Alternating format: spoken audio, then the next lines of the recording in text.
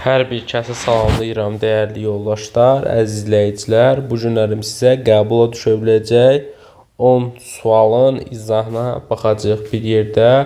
Birinci sualımız gəldi. Reflexive pronouns.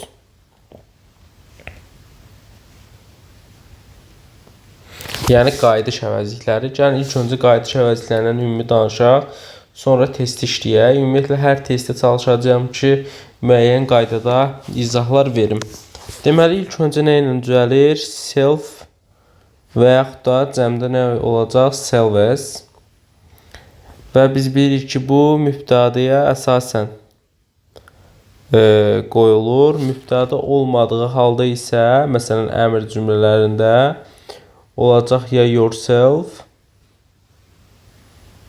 və yaxud da yourselves. Xitablarda isə bu necə işlənir? Xitablarda əgər xitab cəmdədirsə işlənəcək yourselves, xitab təkdədirsə işlənəcək yourself. Yəni bu şəkildə olacaq. Do your test. Görürük ki, cümləmiz əmr cümləsindədir. Ona görə yourself və yourselves olacaq. 1-4 doğru cavab olacaq C variantı. Gəlin keçək ikinci suala. Deməli, ikinci sual gəldi. Nədən? Zamanlar mövzusundan. Biz burada açar sözümüzü tapmalıyıq. Burada açar sözümüz olacaq when. Maraqlı, görək digər bir məsələ nədən ibarətdir? Əgər bir cümlədə 3 dənə boşluq varsa, bu zaman bu tip testlərdə biz nəyə fikir verməliyik? Hamısı eyni zamanda olmalıdır. Yəni hamısı keçmiş bu şəkildə olmalıdır. Gəlin onun üçün biz nəyə baxmalıyıq? Qayda olaraq benim bir neçə qaydasına baxaq. Ondan sonra testə keçək. Məsələn, qayda olaraq verilən biz nəyi bilirik? Verilən sonra have, has, had. Bunlardan sonra biz bilirik ki, participle to, yəni bitmiş zaman gəlməz. Ondan sonra verilən sonra will və would. Bunlar da gəlmir. Həmçində biz bilirik ki, when tərəfdən sonra nə gəlməlidir? Sadə zaman forması. Bunu bilirik. Aha, indi gəlin keçək məsələlərə. Görək, test nə yerdədir? Testə baxaq.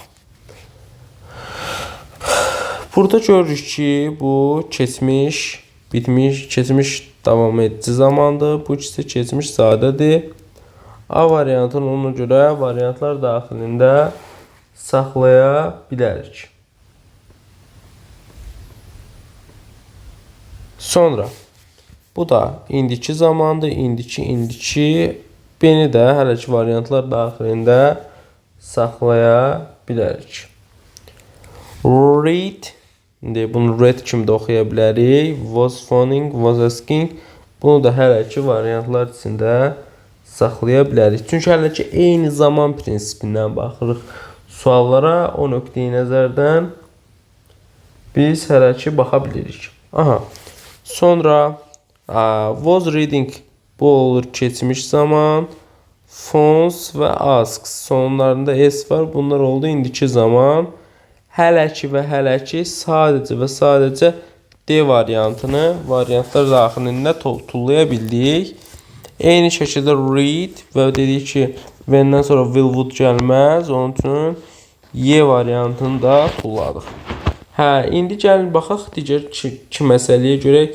Bu 3 variant arasından hansını seçə bilərik? İlk öncə gəlin baxaq B variantına. B variantında fonda var, ask da var.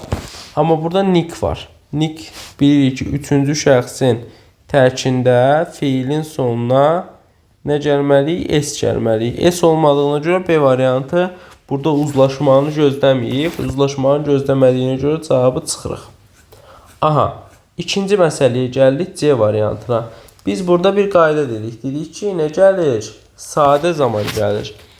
Was phoning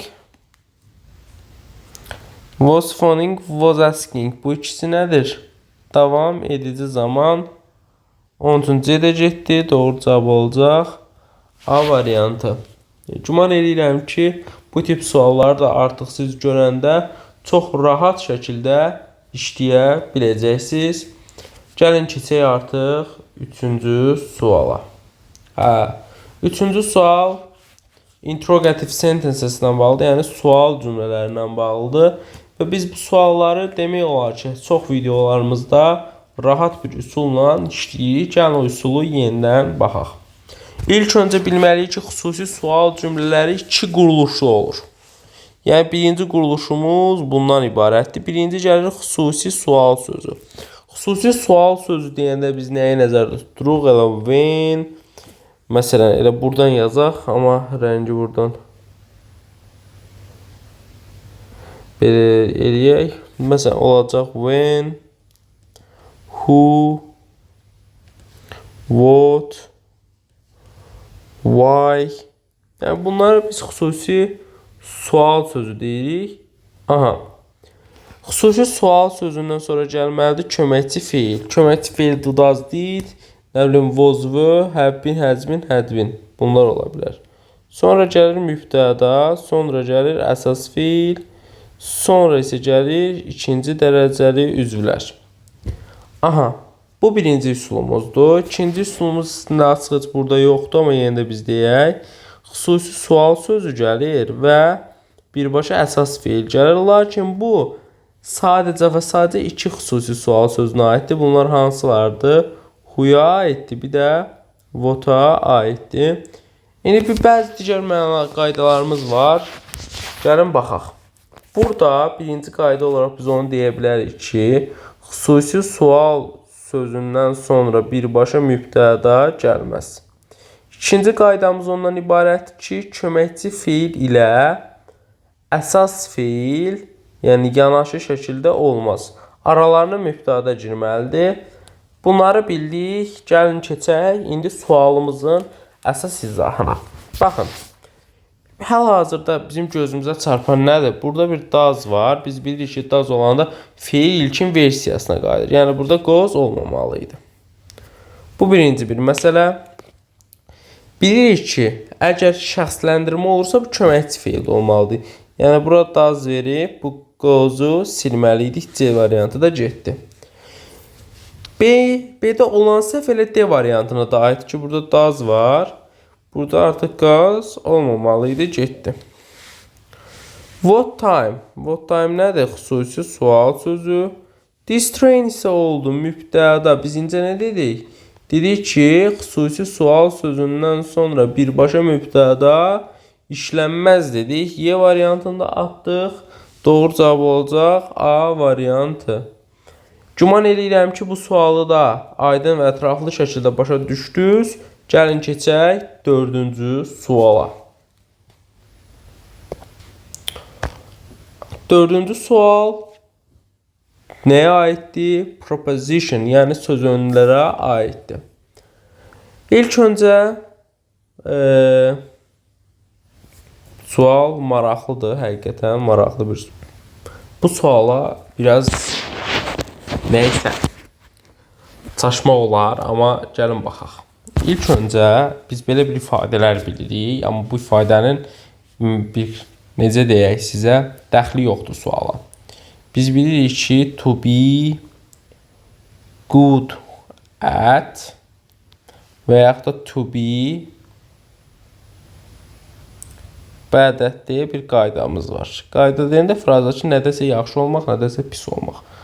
Amma çox adam da good, well deyib buna bir at cavabı yaza bilər. Amma bu cavab təbii ki, yanlışdır. Məsələn, riyaziyyatda, nə bilim, yaxşı edir və s. bu tip məsələlərdə biz in maths, in English belə verəcəyik. Cavab olacaq in. Yəni Y variantı. Aha, keçək bu suala. Bu sual yəqin ki, rahat sual oxşuyur. Baxaq. Bilirik ki, və an artiklından sonra nə gəlir? Sayılan tək isim. Miqdar sayılarından sonra isə nə gəlir? Cəm isim. Bilirik də bu qaydaları. Mister'dan sonra nə gəlməlidir? Apostrof S. Amma burada S apostrof gəlir. 3 yanlışdır. Miqdar sayından sonra cəmlənməli və S apostrof olmalı idi. Doğru cavab olacaq 1 və 2, yəni A variantı. Aha, bu sual kompleks obyekt sualıdır. Gəlib baxaq. Birinci qrup feillərə baxaq. Birinci qrup feillər make və let feildir ki, burada ümumiyyətlə feili heç nə qoymuruq. Necə? Yəni nə to hissəciyi işlənməz, nə də sonunda ing işlənməz. Eyni zamanda bu feillər nə zamana görə, nə də kəmiyyətə görə dəyişmir. Bunu da bilmək lazımdır. İkinci qrup feillərə keçirik. See, observe, notice, watch, hear. Bunlardan sonra isə to hissəciyi bəli yenə gəlmir. Ya feil adi qaydasında və yaxud da sonunda ing olmalıdır. Amma bunun ümumiyyətlə testdə bir əlaqəsi yox imiş. Çünki bu sual, mən burada Watch-a baxıb elə bildim sual ondan ibarətdir. Nəysə, yenə də əlavə nəsə öyrənmiş olduq. Aha, indi gəlin keçək digər məsələyə. İndi isə suala baxaq. İndi gəlin suala baxaq görək.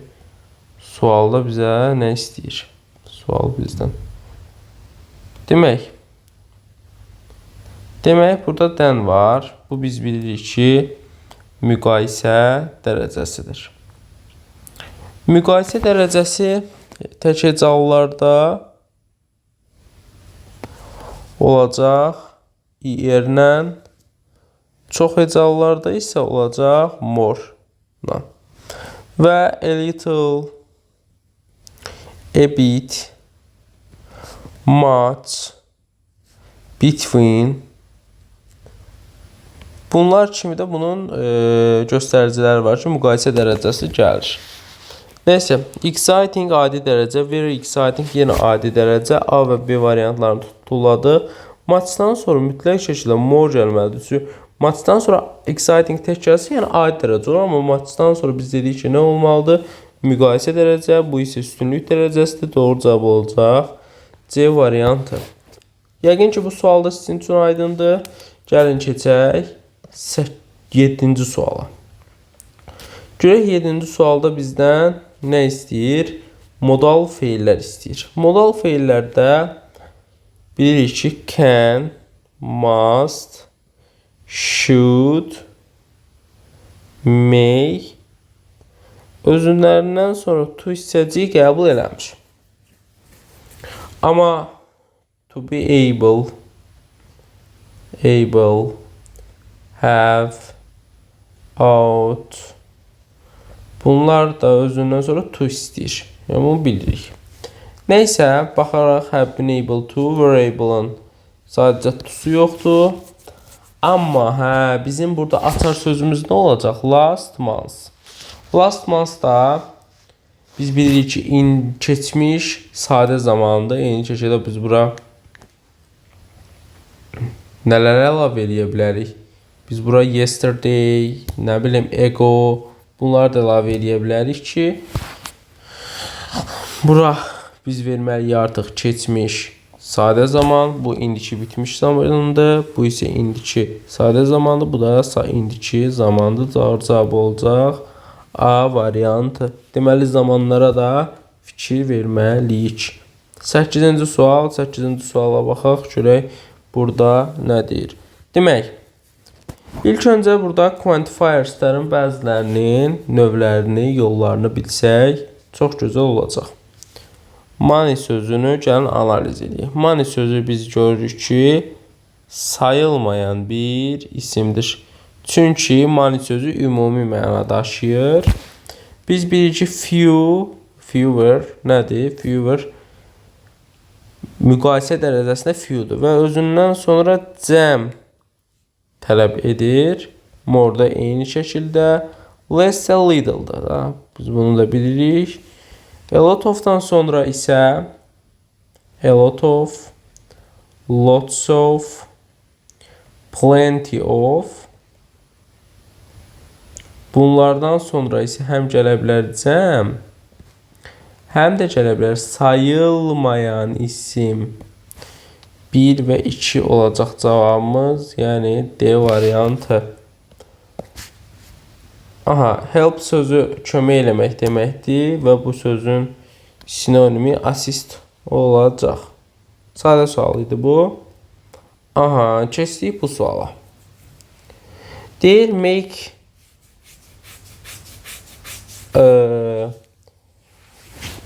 baxın. Qaydalarla çıxaq ilk öncə.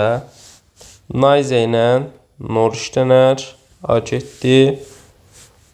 Yenə nice ilə nor işlənər. Y getdi. Aha, qalan məsələlər artıq tərcümə ilə olacaq.